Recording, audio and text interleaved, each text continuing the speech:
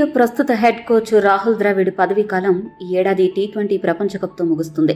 ఈ క్రమంలో head coach కోసం బీసీసీఐ దరఖాస్తులను ఆహ్వానించింది. ప్రధాన కోచ్ పదవికి దరఖాస్తు చేసుకోవడానికి చివరి తేదీ మే 27గా బీసీసీఐ నిర్ణయించింది. అయితే టీమిండియా కొత్త హెడ్ కోచ్గా న్యూజిలాండ్ మాజీ కెప్టెన్ స్టీఫెన్ ఫ్లెమింగ్ పేరును బీసీసీఐ పరిశీలిస్తున్నట్లు తెలుస్తోంది.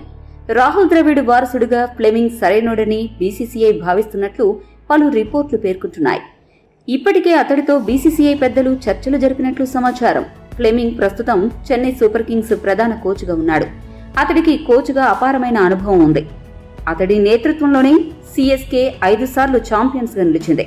అయితే బీసీసీఐ నిబంధనలను అతడు ఒప్పుకుంటాడో లేదో అనే అనుమానం నెలకొని ఉంది. ఎందుకంటే ప్రధాన కోచ్ 3 ఫార్మాట్లలో భారత్ జట్టును ముందుకు నడిపించాలి.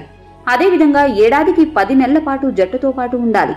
ఒకవేళ ఫ్లెమింగ్ భారత్ జట్టు హెడ్ కోచ్గా బాధ్యతలు చేపడితే సీఎస్కే ఫ్రాంచైజీతో బంధం తెంచుకోవాల్సి ఉంటుంది.